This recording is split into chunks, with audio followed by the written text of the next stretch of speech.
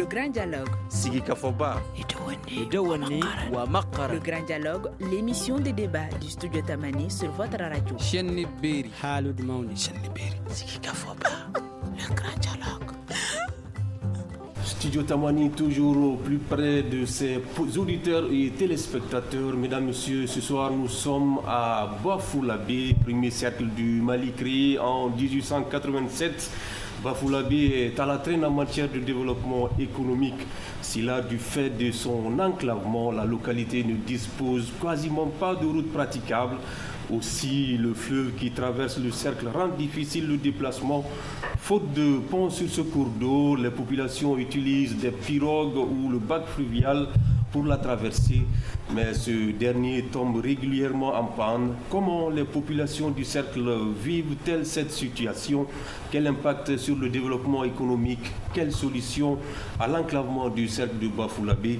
Nous en parlons aujourd'hui dans ce grand dialogue délocalisé dans la cité de Mali Sadio. Nos invités sont au nombre de 4. Ahmadou Soumaré, préfet du cercle de Bafulabe.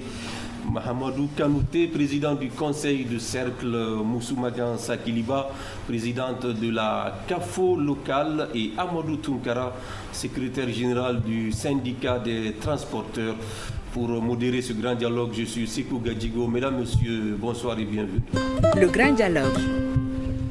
Chers invités, merci d'avoir accepté de participer à ce débat. Monsieur le préfet, je voudrais commencer par vous. Aujourd'hui, pourquoi le cercle reste encore enclavé après plus de 60 années d'indépendance? Bonsoir, je vous remercie pour cette question et votre initiative de venir nous voir à Bafulabe ici, recueillir les préoccupations du cercle, les remonter de droit, afin qu'on puisse trouver des solutions. Avant de répondre à votre question, j'aimerais faire une présentation sommaire du cercle de Bafulabe. Dans votre introduction, vous avez si bien dit que le cercle a été créé en 1887, le premier cercle du Mali, qui couvre une superficie de 20 120 km² pour une population de 206 367 habitants. C'est un vaste cercle. Un vaste cercle qui comprend 13 communes pour 9 arrondissements. Le réseau routier est très faible dans le cercle de Bafulabe, qui fait 940 km. Les axes les plus importants sont l'axe Bafulabe-Kaï, l'axe Baboroto-Walia-Tokoto, l'axe Maïndandi-Anantali, jusqu'au niveau du cercle de Kita. Voilà les axes les plus importants. Pourquoi le cercle est si enclavé? Faute de réalisation. Les routes sont là, mais ils ne sont pas bitumées. Et l'accès, toutes ces routes convergent vers Bafulabe. Il y a le fleuve qui permet l'accès. Donc c'est le faible bitumage des routes qui fait l'enclavement du cercle de Bafulabe. Aussi le fait que la régie des semaines de fer est arrêtée, ça a créé davantage de problèmes. Donc, comme vous l'avez dit, la solution, c'est faire des routes, les bitumer, faire le pont sur le fleuve Sénégal, sur les deux rives, Bapi et Bafi. Ce sont des solutions envisagées. Donc, voilà la réponse que nous pouvons donner à ce stade du débat. Je vous remercie. Alors, Monsieur le Président du Conseil du cercle, aujourd'hui, il a présenté un peu les axes routiers et le réseau routier au niveau du cercle de Bafulabe.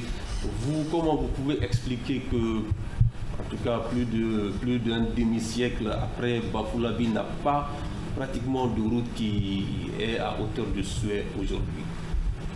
Ok, merci bien, Monsieur Gadjigo. Vraiment, je remercie beaucoup le studio Tamani pour cette belle initiative. Parce que, vous savez, sans route, il n'y a pas de développement. Ça, c'est clair et net. Et vous savez, comme l'a dit le préfet, le cercle de Bafulabe, c'est un cercle extrêmement enclavé. Et ce n'est pas parce que les initiatives de développement ne sont pas là. Mais vous savez, quand il n'y a pas de route, rien n'est possible. Bon, comme l'a dit le préfet, vous savez, le cercle de Bafouladé, le préfet vous a parlé des principaux axes. Mais quand on prend le cercle de Bafouladé, les zones de production du cercle se trouvent au sud. C'est-à-dire, c'est les communes de Kouvan, Nyambia, Bamafele, Koundjan, Djokeli. Bon, avec la réalisation de la RN22, bon, je ne sais pas si vous connaissez la RN22. La RN22, c'est la route nationale 22. La route nationale numéro 22, c'est ça qu'on dit. La RN22, c'est la route nationale. La route nationale numéro 22 qui commence juste à la sortie du pont de Kaï, sur la rive gauche. C'est pas la rive gauche, c'est du côté de Kaïba. De là-bas, en passant par Djamou, Céline Kenny, ici, Bafouladé, Maïna, Manantali, Nyantanso, Kobri et Tambaga. Et Tambaga, la RN22 regarde la RN24 qui va de Kita jusqu'à Kibou au Sénégal. Bon, cette réalisation quand même, si ce n'était pas ça, le cercle de Bafouladé allait souffrir davantage. Parce que vous savez, il y a plus de 5 ans que le train ne marche plus. Donc c'est ce axe bitumé qui désenclave la Bafouladé sur Kaï. Donc tout quitte Kaï pour venir à Bafouladé par cette route. Mais il y a aussi un obstacle. Cet obstacle, c'est quoi? C'est le fleuve du Sénégal, c'est-à-dire le Bafi et le Bakoy. Vous l'avez dit, là, c'est le bac. Et nous avons, peut-être que le préfet aura le temps de faire du ces bacs, mais nous avons 2 bacs vieillissants. Un qui a été réalisé depuis 1996. D'accord. Nous allons aborder ce concernant les bacs. Maintenant, ces principaux axes, le préfet a dit Babaroto, Tukoto, on appelle ça techniquement la route régionale numéro 3. Il y a aussi la route régionale numéro 1 qui doit désenclaver le nord. Ça va de Céline, Kenny ou Sibilania jusqu'à Sandaré pour regagner la route nationale numéro 1. Bon, ensuite, nous avons, vous savez qu'après le décret qui transfère les routes aux collectivités, donc les routes sont codifiées en 4 sortes de routes. Il y a les routes communales, les routes locales, les routes régionales et les routes nationales.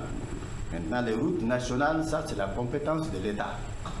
Les routes régionales, ça c'est la compétence du conseil régional. Maintenant, les routes locales, ça c'est la compétence du conseil de cercle. Et les routes communales, ça c'est la compétence de la commune. D'accord, nous allons vous redonner la parole tout de suite pour que vous nous parliez de ces routes locales qui relèvent de la compétence de votre service. Monsieur Amadou Tungara, vous êtes le secrétaire général du syndicat des transporteurs. Monsieur Kanouté vient de le dire.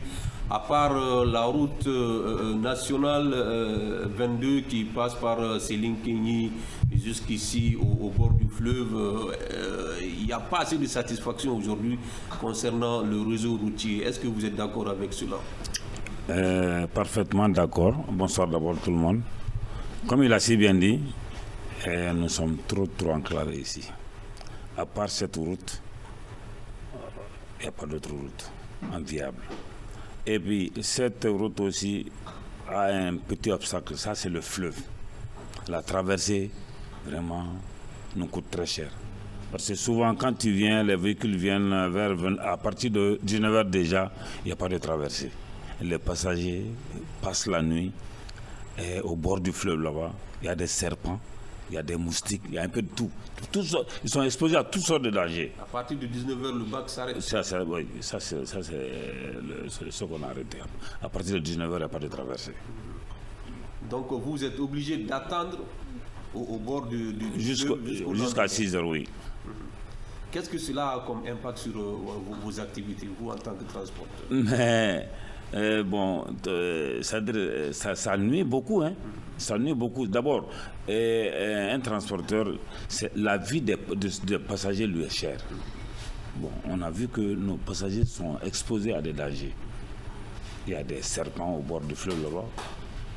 Il y a des moustiques. Et il n'y a pas de campement. Il n'y a pas de campement hein, pour les loger. Donc ils sont logés en plein air, auprès des véhicules. Oui. Voilà. D'accord. Madame Sako Soumoumagan Sakiliba, vous êtes la présidente des femmes du cercle, si on peut le dire ainsi, puisque vous êtes la présidente de la CAFO locale, la coordination des associations ONG féminines. Vous, en tant que femme, comment vous vivez cette situation d'enclavement du cercle? Bonsoir tout le monde. Je remercie infiniment le studio Tamani. Bon, nous les femmes, nous on n'a rien à dire. Parce qu'on a fait des rencontres, des multiples rencontres sur ce problème d'enclavement. Voyant l'ancienneté de ce cercle, 1887, ça ne vaut pas un siècle, mais c'est plus proche. Donc, et puis encore, Baflavé est le premier cercle du Soudan français.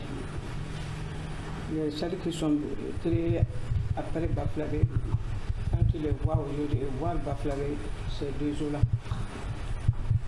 L'exemple est d'abord la traversée, c'est pas facile, comme les autres ont dit. Quand une femme enceinte vient au bord du fleuve, il n'y a pas le bac. Ça serait quoi? Il va perdre la vie. Donc, on a assez parlé de ça. Mais Dieu faisant les choses, peut-être que ça ira.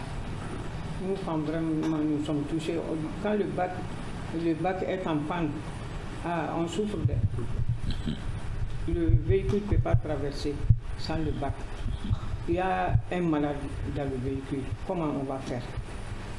Notre premier souci, vraiment, c'est le désenclavement de ce cercle. Ce cercle-là, le cercle est composé de 13 communes. Entre ces 13 communes, il n'y a aucune route qui est praticable.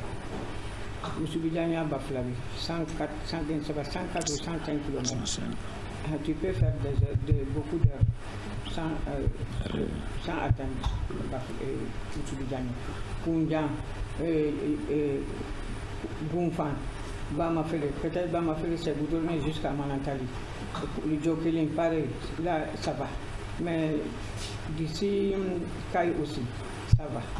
Parce que ATT est venu un moment où les femmes sont sorties et lui montrer vraiment que d'ici Kai nous voulons la route. Il a promis et il a fait. Donc vraiment, moi je veux que le cercle-là, ça doit être désenclavé. Parce qu'il y a longtemps que le cercle est créé, nous sommes en retard. Nous sommes en retard vraiment à dire. Donc, ce que moi je veux dire, c'est vraiment...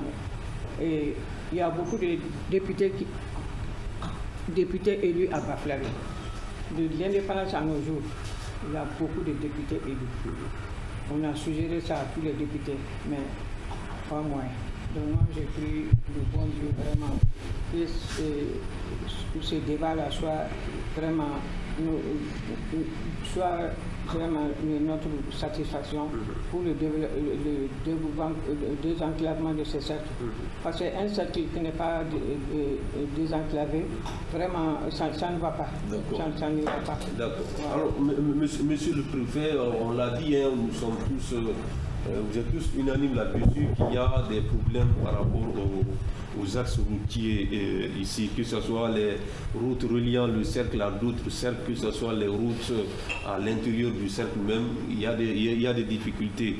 Aujourd'hui, vous, en tant qu'administrateur, qu'est-ce que cela a comme impact négatif même sur l'administration?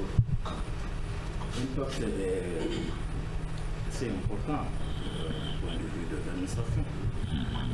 Parce qu'une bonne partie du cercle du Nord, par exemple, est coupée du chef-lieu de cercle pendant l'hivernage. Les liaisons administratives sont très difficiles, souvent pour les sous-préfets qui résident là-bas. Les missions à l'intérieur des communes et des arrondissements deviennent très difficiles du manque de route ou de l'insuffisance de route. Donc ça joue énormément sur l'administration, même l'acheminement dans des courriers. Des courriers importants pour les assimilés dans la mer, c'est tout un tas de problèmes.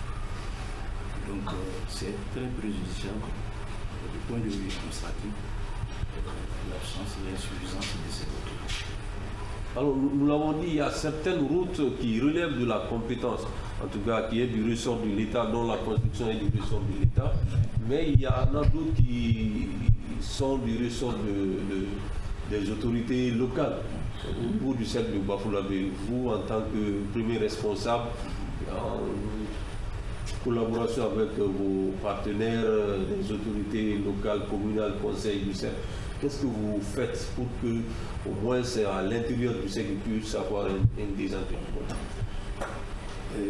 Ce que nous faisons en tant qu'autorité administrative, c'est remonter la situation du cercle aux plus autres autorités. Nous sommes des autorités déconcentrées d'abord.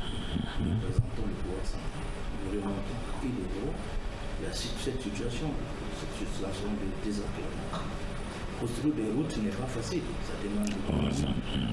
C'est souvent l'État et ses partenaires financiers qui peuvent financer ces routes. Donc il faut la mobilisation de tout le monde, il faut la sensibilisation de tous les acteurs pour pouvoir avoir ces ressources afin de réaliser ces projets qui demandent des moyens importants. D'accord, M. Kanouté, en tant que président du conseil du cercle, vous parliez à l'instant des différentes catégories de routes. Si on parlait des routes locales qui relèvent de votre compétence, qu'est-ce que vous faites pour peut-être les réhabiliter ou bien les reconstruire? Est-ce que vous avez les moyens ou bien vous attendez toujours de l'État? Bon, M. Kadigo, nous sommes tous des Maliens.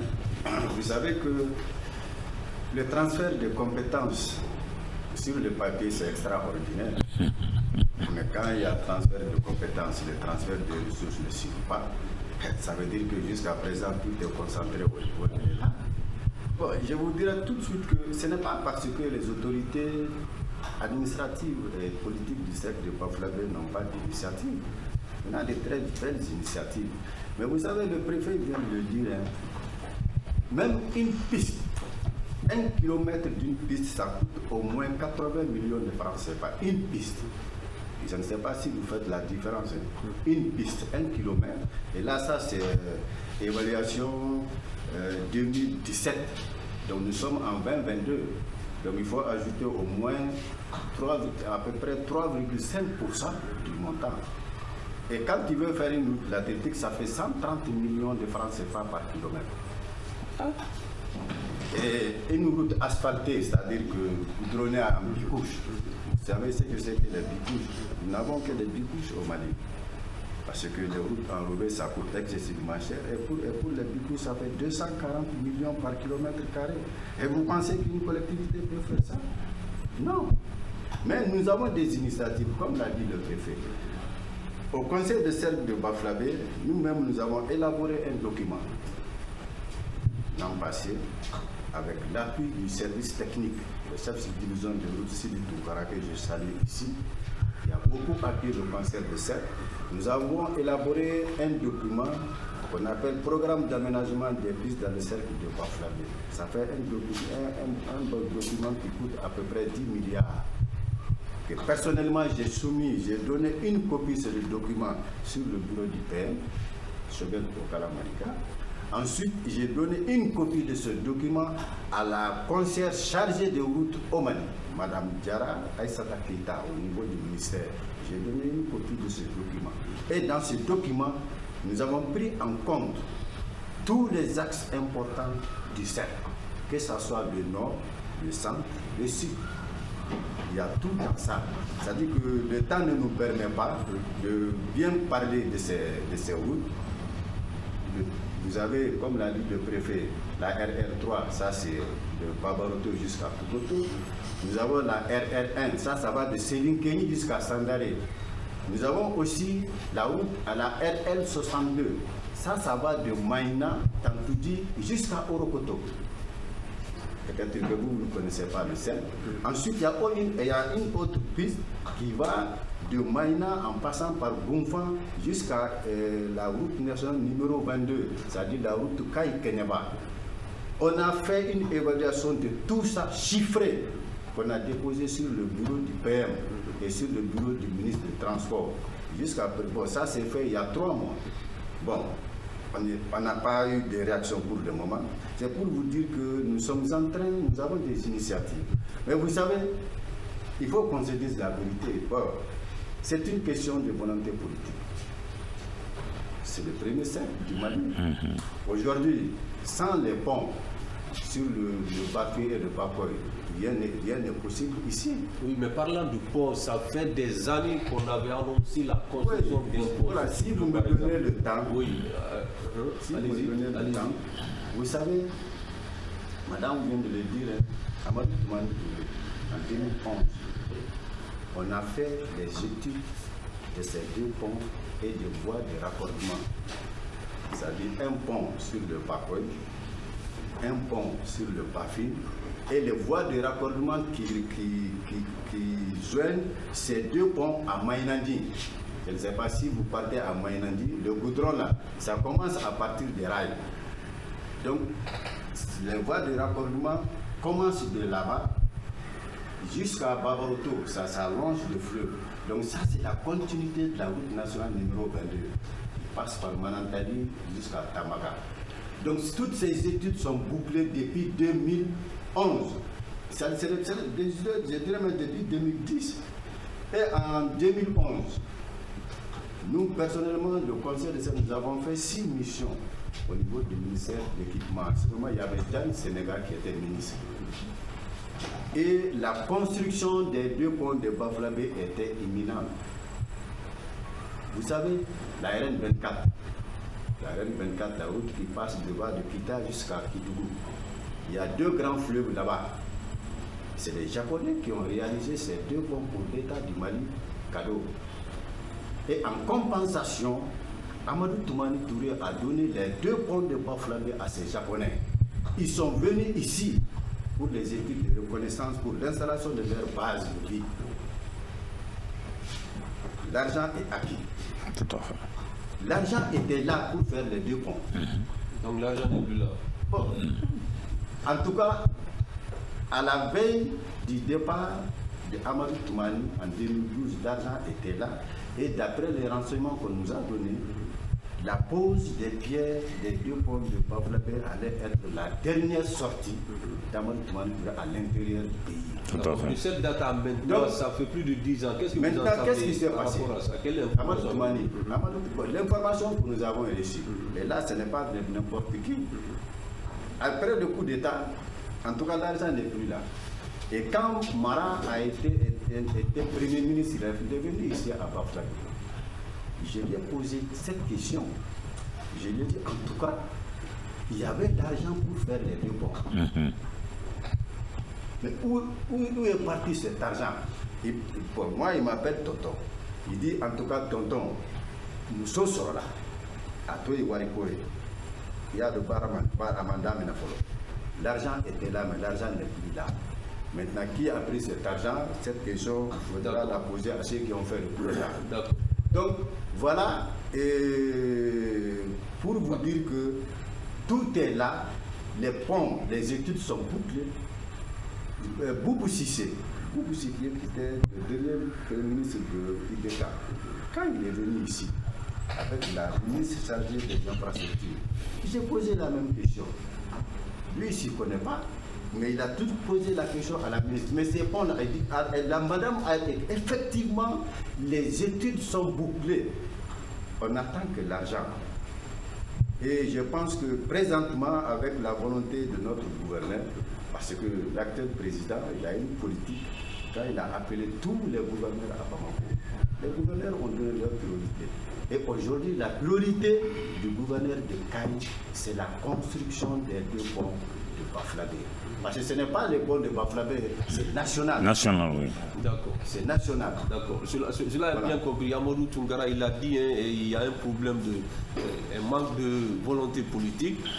Mais est-ce qu'on peut résumer la situation à ça? Est-ce que vous pensez que les autorités, aussi bien que les populations, sont assez agressives? On voit dans d'autres régions où les populations font la demande à chaque fois de construction de routes. C'est qu'on voit rarement de notre côté ici.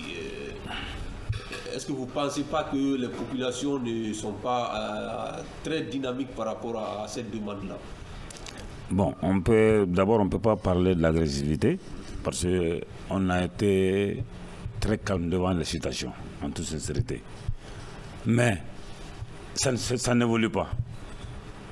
Ça n'évolue pas. Le bac d'abord, je peux parler du bac.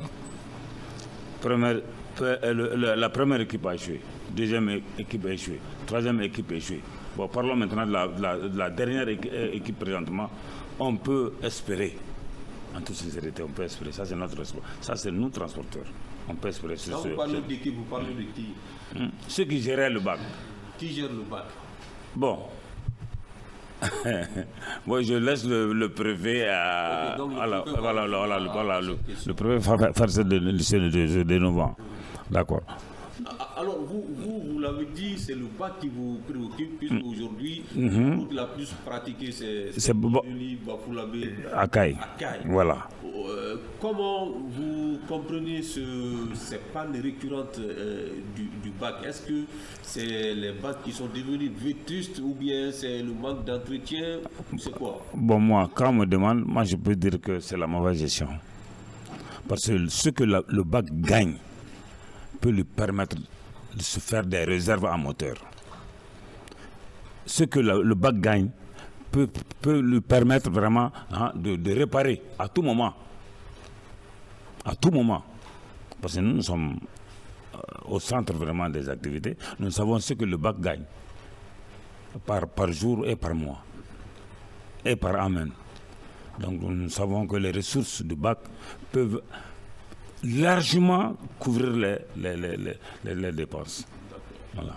Madame Sako, est-ce que vous pensez que les populations font cette demande-là de construction de routes ou de ponts, par exemple, comme ils se doivent, hein? Est-ce qu'aujourd'hui vous pensez que vous êtes assez mobilisés pour ça? De 2011 à aujourd'hui, et voilà, on était presque au début des travaux, mais aujourd'hui on n'en parle même plus. Est-ce que vous pensez que vous êtes assez mobilisés pour ça en tant que société civile? On est mobilisés pour ça, mais pas tellement. Parce que toujours on perd le courage. En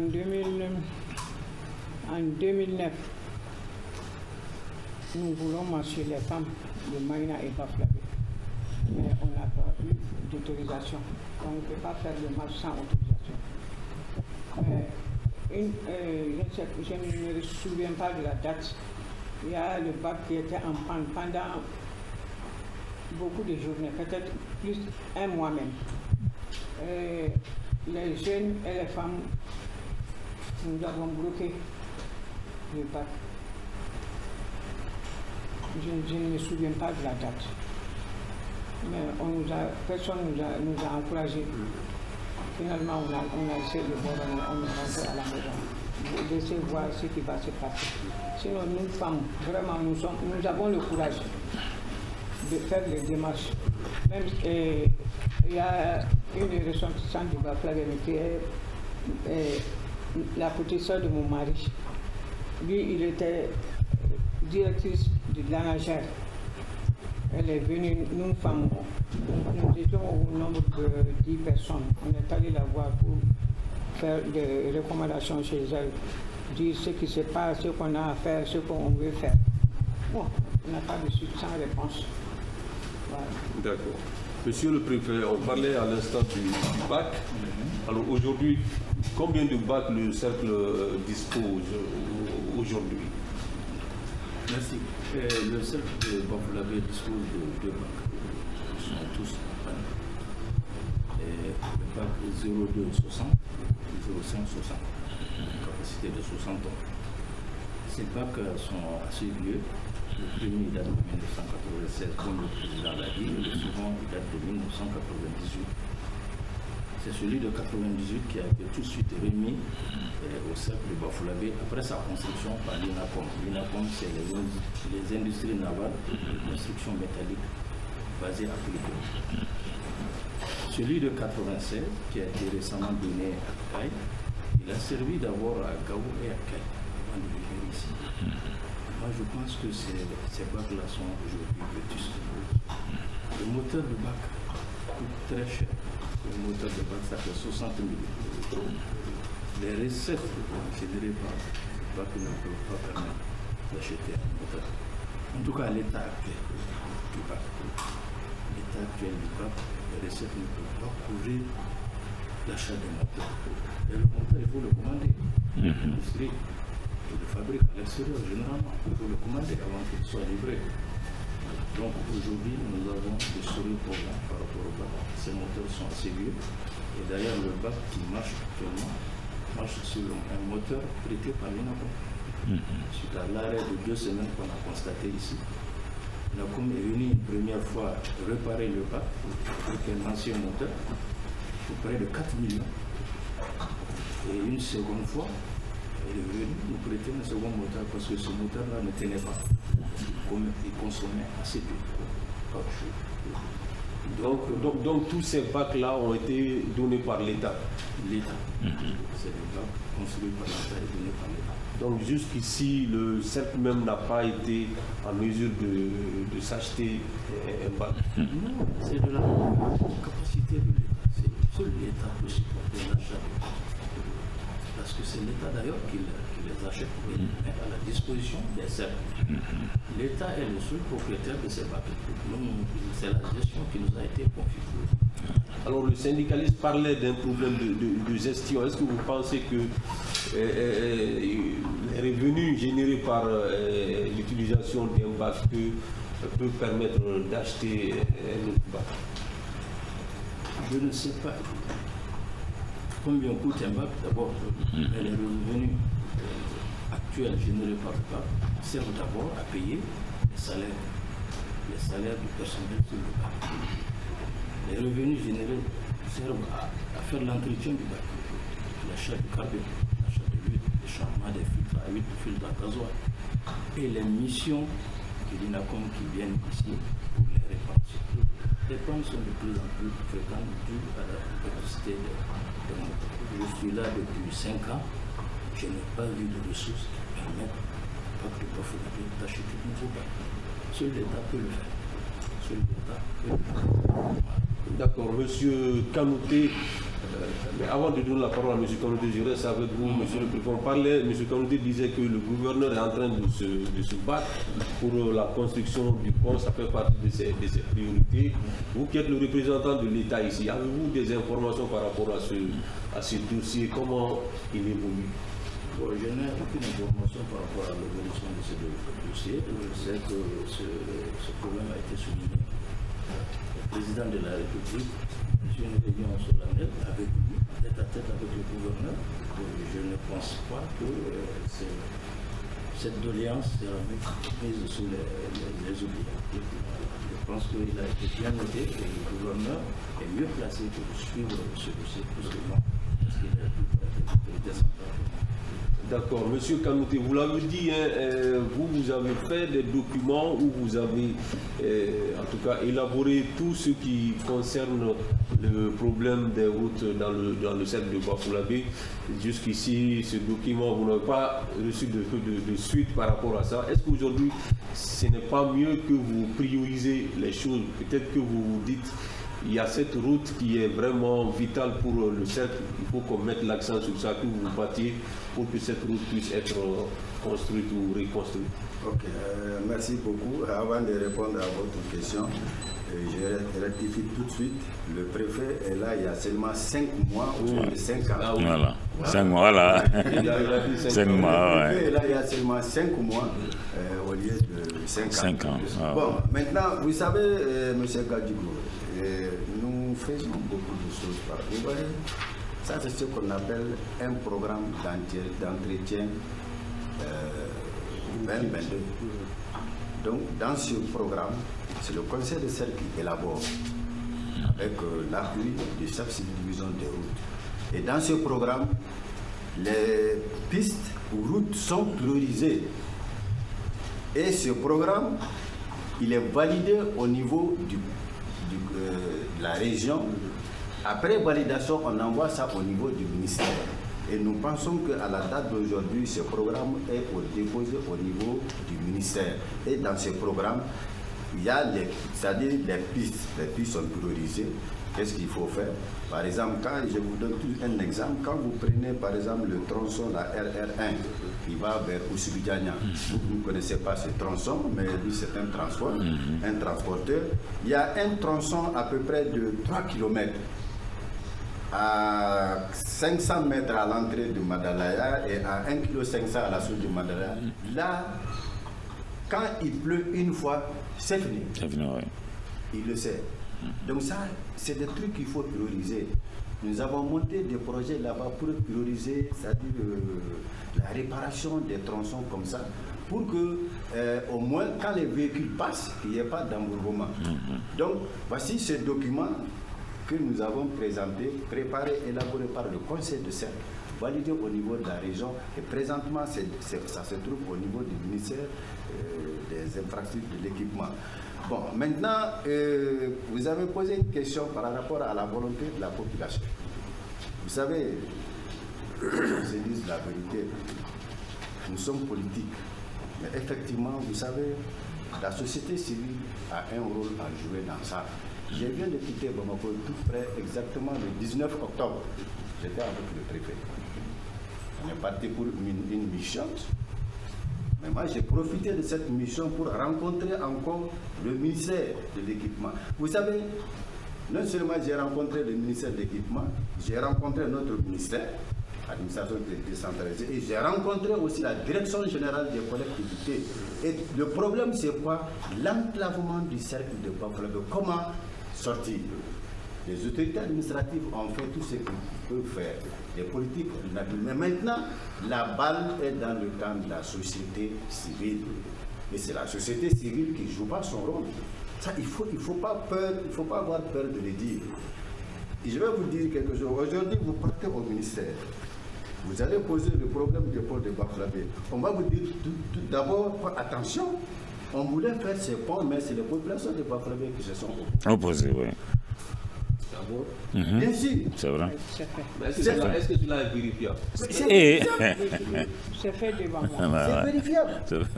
Mais nous, en ce moment, nous, on n'était pas là. Mais on est dit, mais président, toi là, tu te bats. Mais votre pont là, si ça fait tout ce temps-là, mais c'est la faute de vous-même. Parce que le moment où l'État veut faire, il y a une frange de la population de Bafoussam qui s'est opposée. C'est fait. Ça aussi, c'est une réalité. Donc aujourd'hui, qu'est-ce qui peut nous sortir de ça? C'est la société civile. Approchez le micro. Voilà, c'est la société civile. C'est la société civile qui peut, mais en tout cas, voir ces hautes autorités à Bamako. Comme vous l'avez dit, dans notre cercle, on le fait. Tout le temps, nous voyons ces nordistes-là, vingtaine, trentaine, ils sont reçus par le président de la République. Et c'est quoi? C'est sur les problèmes internes de leur communauté. D'accord. Puisque nous sommes dans un état, nous sommes en tout cas dans une période où les choses sont difficiles, tout est prioritaire. Est-ce qu'aujourd'hui, on sait que Bafoussam, c'est un cercle dont beaucoup de ressortissants sont à l'extérieur. Est-ce que souvent vous développez des initiatives en approchant ces populations installées en Europe, par exemple, pour qu'ils puissent contribuer? Cela aussi peut être une solution. Bon, vous savez, M. Gadigo, par rapport à la construction d'une route ou de ponts, ça demande des sous énormes. Seul l'État et ses partenaires peuvent le faire. Sinon, nous avons nos compatriotes qui sont à l'extérieur, qui sont en train de faire de très belles choses à travers le cercle. Ça, je suis témoin de beaucoup de choses de ces gens-là, que ce soit dans la ville de Maïna ou bien au nord, Japon, Djala, je suis tout ce que ces Espagnols sont en train de faire. Mais pour faire une route, ce n'est pas une petite affaire. Mais quand même, tout ce comme je l'ai dit à travers une émission de Mansadio, j'ai lancé un appel à ces expatriés. C'est de nous appuyer auprès de hautes autorités pour qu'enfin, même si on ne fait pas tout, qu'on réalise ces deux ponts. Même si on ne fait pas les deux ponts, qu'on réalise un pont sur le Bako et le raccorder à Mainandi. Donc ça, on l'a toujours dit, faire deux ponts en même temps, peut-être ça va coûter trop cher. Mais quand on fait un pont sur le fleuve Bakoy et que ce pont-là est raccordé à Mainandi, mais c'est fini. C'est terminé. Après, on peut faire le second pont sur le Bafi. Donc moi je pense que vraiment c'est une très belle initiative et soyez sûr que nous avons beaucoup plaidé. Pas moins le 19 octobre seulement on a quitté Bamako, le préfet et moi. Et nous avons tapé. C'est septembre, hein. Voilà. On a le 19 septembre. On a quitté Bamako. Donc moi, j'ai tapé, je suis parti au ministère de l'équipement, je suis parti à l'administration, je suis parti à la direction générale, toujours par rapport à ces infrastructures. Mais tout ce qu'eux ils demandent maintenant, comme nous avons, parce que tous ces documents-là que je vous ai montrés, quelle que soit la direction générale de collectivité a une copie, le ministère a une copie, la primature a une copie. Le ministère de l'administration terrale à travers son Ségal a une copie. Donc maintenant, il demande maintenant, vous avez fait ce que vous pouvez faire. C'est tout ce que toi tu peux faire. Mais maintenant, demandez à votre société civile de se lever. D'accord.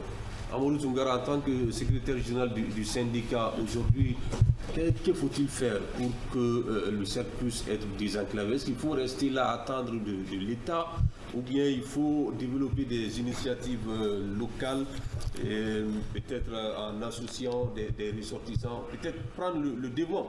Peut-être que l'État va vous suivre. Merci Gadjigo. Comme le président du conseil a si bien dit, c'est pas facile de faire une route. La société civile ne peut en aucun des cas, même les ressortissants avec leur appui, ne peut pas vraiment nous sortir de ce... Ne peut pas mobiliser des partenaires. Bon, c'est possible. Ils peuvent mobiliser des partenaires, ça c'est possible. Mais est-ce que je vous dis quelque chose? Je vais m'exprimer en bambara. Pas mal de ressortissants de Bafoulabé avaient vraiment une même mise sur cet état-là. Ils pouvaient faire du n'importe quoi. Ils pouvaient faire tout ce qu'ils à leur possibilité. Mais ils n'ont rien fait. Ils n'ont rien fait, ils ont promis, ils n'ont pas fait. Ils sont là, on les a appelés, on a tout fait. Je me rappelle, on a même interdit certains de ne plus se présenter devant nous parce qu'on ne voit pas les élus. Donc c'est le cercle, nos ressortissants ont fait dos à Bafoulabé. Quand moi j'étais à Nyoro, c'était une honte. Parce que quand le député de Nyoro me dit que Bafoulabé le premier cercle, Bafoulabé le dernier cercle, on se battait. Mais c'est une réalité. Hein? Parce qu'en Bana est là, on ne veut pas travailler. D'accord. Madame Sako, que faut-il aujourd'hui pour désenclaver le cercle? Continuer à demander à l'État ou bien quelle solution vous préconisez? Le micro, approchez le micro. Ce que M. Kanté a dit, que c'est la société civile qui peut faire la solution. Bon, on va approcher Kanté pour nous guider. Je suis membre de la société civile, mais je ne suis pas dans le bureau ni rien, mais je vais approcher la présidente de la société civile. On va voir M. Kanté pour qu'il puisse nous guider. Maintenant, la société civile va se lever, Inch'Allah. D'accord. Monsieur le préfet, aujourd'hui, qu'est-ce que vous préconisez comme solution que les populations doivent adopter ou bien ce que l'État doit faire pour désenclaver le cercle? Je pense que la solution viendra forcément de l'État. Il faudrait des initiatives locales pour un peu pousser, comme le font certains, pousser un peu l'État à agir. Des initiatives, par exemple, des cotisations volontaires de certains acteurs de la société pour montrer l'engagement du cercle, qui peut encourager, qui peut motiver l'État à accompagner. Je pense que c'est de telles initiatives qu'il faut aussi, avec l'implication aussi du gouvernement actuellement, qui a présenté la doléance au président de la République. Je pense que cette doléance doit être suivie, qui peut être concrétisée dans la volonté politique de plusieurs autorités. Je pense que c'est la solution deviendra pour parler, mais il faut des initiatives locales pour la soutenir. D'accord, en une minute, M. Kanouté, vous êtes d'accord avec cela que... Ok, je suis parfaitement d'accord avec le préfet. En une minute. Je vous dirais tout simplement que ces initiatives, ça ne sera pas non seulement des initiatives locales, parce que personnellement, je suis en contact avec le président régional de la société civile de CAI, M. Koulibaly, qui aujourd'hui, après la construction du second pont de CAI, est sur table la construction des ponts de Bafouladé. Ça, c'est la volonté de la société civile de la région à travers son président. À cela, il faut ajouter la volonté du gouverneur. Et je sais que je ne suis pas, d'après mes petits renseignements, je sais que même au niveau du gouvernement aujourd'hui, la construction des ponts de Bafouladé, c'est dans les priorités. Ça, on va le faire. Mais tout ce que moi je demande à notre société civile quand même de se lever, de faire comme les autres, de faire un plaidoyer au niveau de votre autorité pour que quand même qu'on fasse au moins un pont et les raccorder à Maïna. D'accord, la société civile l'a bien comprise, même si la présidente n'est pas là, la CAFO dit qu'elle va vous approcher pour que vous le guidez. Et c'est ce qui me fait à ce grand dialogue d'aujourd'hui. On parlait de l'enclavement du cercle de Bafouladé. Quelle solution pour désenclaver ce cercle rempli, chargé d'histoire, Bafouladé, la cité historique de Mali Sadio. Pour en parler, nous recevions sur ce plateau 4 invités. À ma gauche, monsieur le préfet Amadou Soumaré, préfet du cercle de Bafouladé, et Hamadou Kanouté, président du conseil du cercle de Bafouladé, et Amadou Tounkara, à ma droite, secrétaire général du syndicat des transporteurs de Bafouladé, et madame Sako Moussouma Kansakiliba, présidente de la CAFO locale, présidente des femmes du cercle de Bafouladé. Ce grand dialogue a été réalisé ici à Bafouladé grâce aux opérations techniques de Gagny Kanté qui était à l'image et au son, assisté de Moussabe Sidibé. Sekou Gadjigo vous l'a présenté. Merci à toutes et à tous et à la prochaine.